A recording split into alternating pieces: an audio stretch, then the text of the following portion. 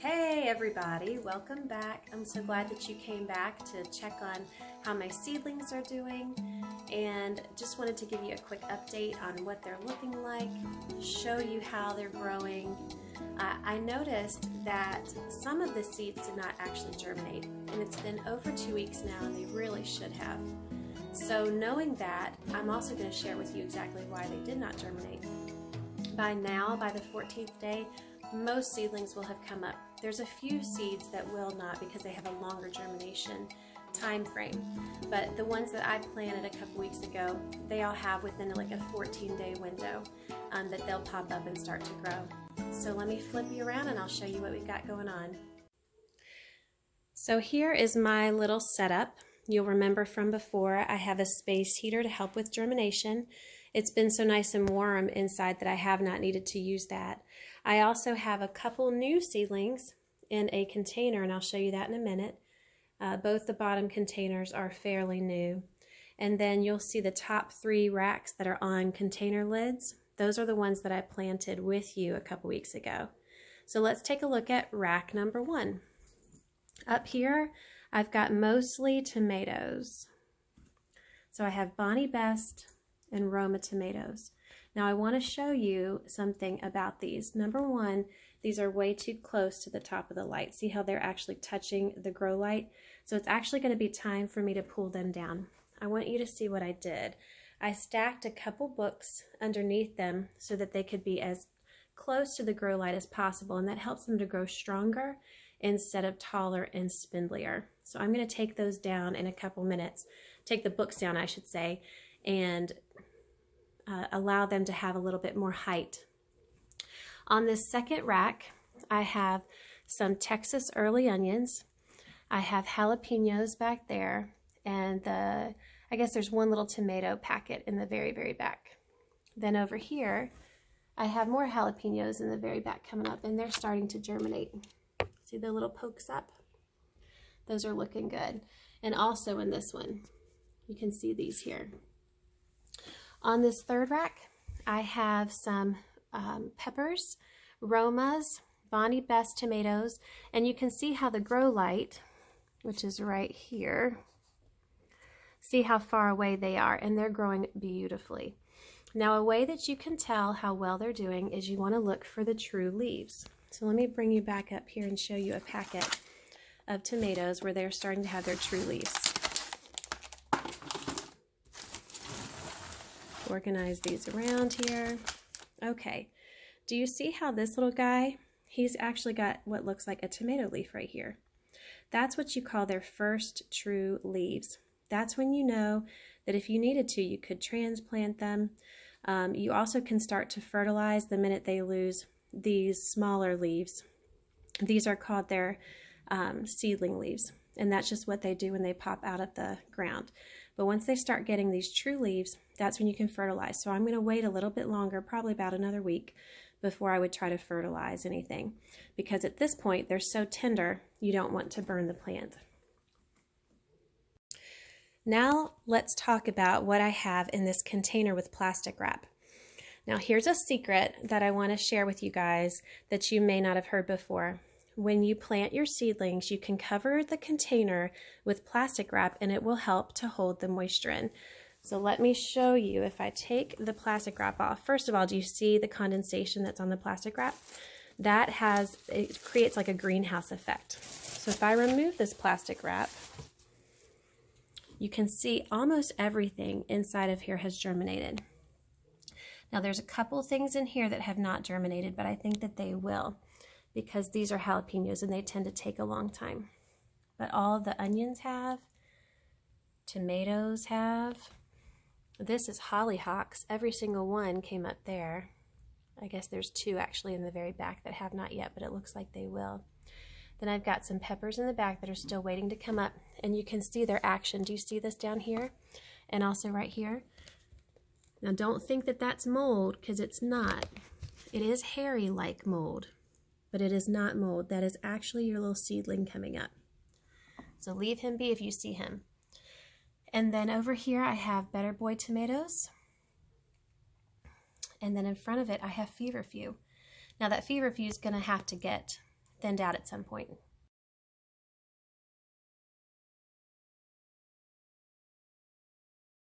It just dawned on me that some of you may be curious as to why I would want to have feverfew in my garden. Feverfew is an old herb that has been used for many generations to help with fevers, to reduce fevers, but also to reduce migraine. It's got a really cute little white button of a flower, almost like a very miniature daisy, and it grows in a very pretty plant. I'm into herbs. I like to create teas and salves. Currently, I have a salve called Head to Hemorrhoid because it will help anything from a headache to your hemorrhoids. So if you're interested in that kind of thing, let me know. I was thinking about creating a video that could show you how to make healing salves, whether that be topically to reduce a headache, or whether that be more of a cut remedy. You know, the salve that I have, so I have the headache to hemorrhoid salve, then I've also made a healing salve that's good for cuts, burns, things along that line, in place of a Neosporin. I never really quite realized about Neosporin and some of the dangers of it until my friend Kristen, she's actually allergic to an ingredient in one of those. So some people, if they're allergic to cephalosporins or any of the sporins, they can't actually use Neosporin or triple antibiotic cream. They have to just use bacitracin. So when I realized that, I thought, so if we're putting micro bits of antibiotics into our skin, then possibly we could end up maybe having a negative consequence over the long term, where maybe our body would become resistant to that antibiotic, just like it is to methicillin and penicillins at times. So that's how I got into herbs and whatnot. The book that I go to with that is by Rosemary Gladstar, and I have two by her. One is Medicinal Herbs, a Beginner's Guide, and this tells you all about the different herbs. They tells you the good and the bad to them, if they're safe or not, things you need to look out for, ways to use them. And then I also have her herbal recipe book.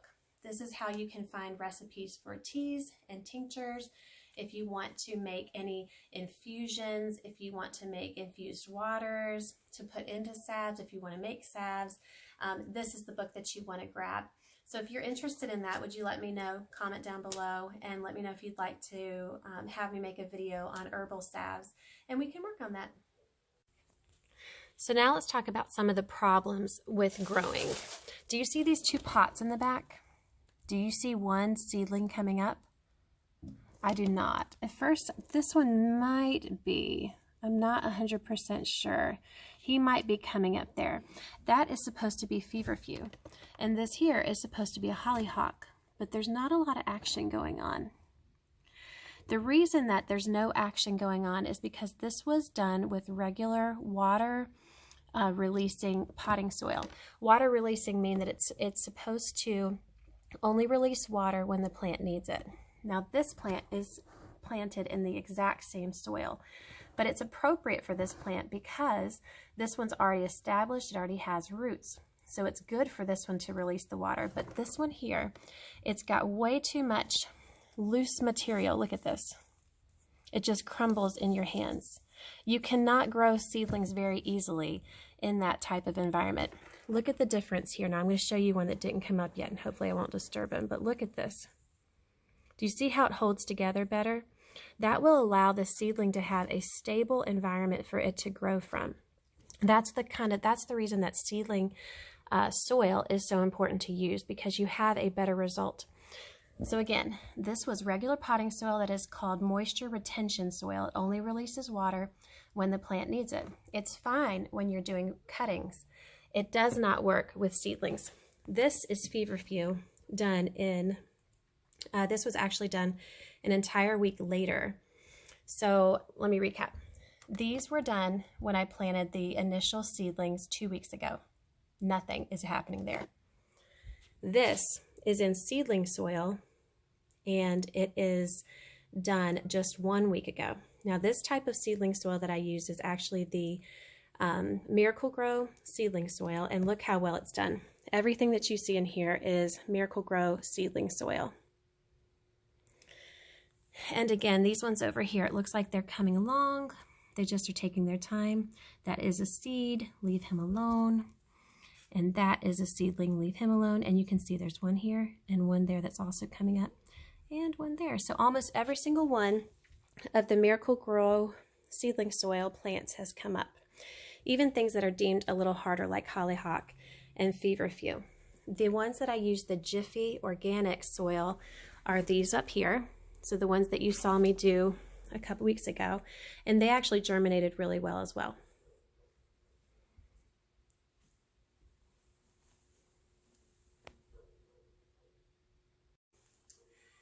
Now the things that I keep near my seedling starter are a couple thick books that I can raise and lower the height of the seedling trays. And for example, I'm going to remove these today because they've gotten so tall.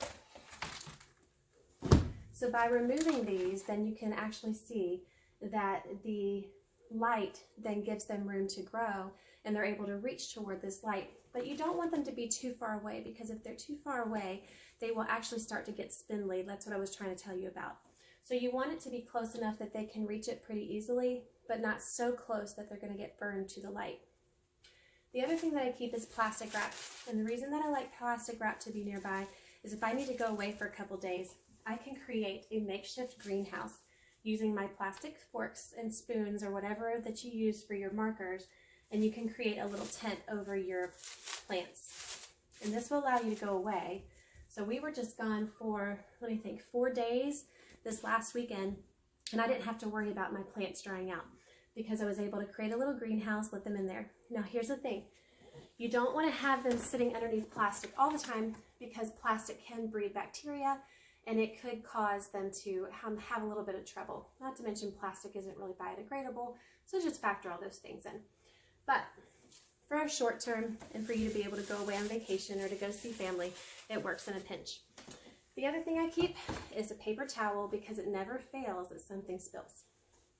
So those are a couple things that I keep near my seedling trays all the time that I can easily access. I also keep a plastic water bottle, because this is how I water my seedlings. By having just this little plastic water bottle, I'm able to water in between these rows very easily, and I don't have to worry about having a special tool. As you can see, I'm just dripping the water in, and it works really well. Top watering is not everyone's favorite way of watering. Some people prefer to water from the bottom up, but this is the way that I think works excellently. You want to make sure that you put these in a window that's going to get lots of sun, because the more sun they get, the better they're going to grow and the stronger those plants are going to be. So just keep that in mind. But again, if you don't have that sunny window, go and get you a couple of these Hyper Tough lights from Walmart. They're only $12.50. You can rig them like I did to one of these bookshelves, and that way you can use them, and you can raise and lower the height of the plants to the grow light and be able to get a great outcome. So I hope these tips were helpful to you. We'll watch these as they grow. Oh, I almost forgot. One thing I want to tell you is do not oversaturate your seedlings. That is something that can kill your plants and will actually make it harder for you to grow them and harder for them to be strong.